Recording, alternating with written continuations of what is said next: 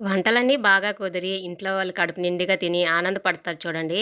ఆ ఆనందానికొచ్చే ఆనందమే వేరే లెవెలనమాట.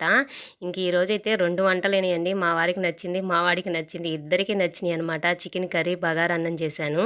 ఇంక మా వారికైతే చేపల కూరంటే చాలా ఇష్టమండి. ఎప్పుడైనా కూడా చేపలంటేనే ఇష్టంగా తింటారు. ఇంక దానికోసం వేసి తలకాయి, తోకాయేసి పులుసైతే పెట్టానండి. ఇంక ముక్కలన్నీ ఉన్నాయన్నమాట. అవి రేపో, ఎల్లుండో చేసుకోవచ్చన్నట్టు. దాంట్లోకి కొంచెం వైట్ రైస్ అయితే చేసేసాను.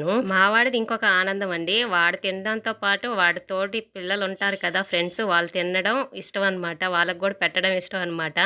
ఇంక అందుకని చెప్పి ఎప్పటినుంచో అడుగుతున్నాడు. మేడంకి ఇవ్వాలంటండి ఒక లంచ్ బాక్సు. ఇంకెప్పుడైనా స్పెషల్ చేసినప్పుడు పంపించు మమ్మీ మేడంకి ఇస్తానని చెప్పి అడుగుతూ ఉన్నాడు. అదీ కాక మొన్న ఎల్‌పీటీసీలో 180కి 180 మార్క్స్ వచ్చాయని కంగ్రాట్స్ చెప్పిందంట. అప్పటినుంచి పెట్టుకొనున్నాడు మనసులో ఇవ్వాలి, ఇవ్వాలని. ఇంకా ఫ్రెండ్స్‌కి, మేడంకి అందరికీ సరిపోయేటట్టయితే బాక్స్ అయితే పెట్టేసాననమాట.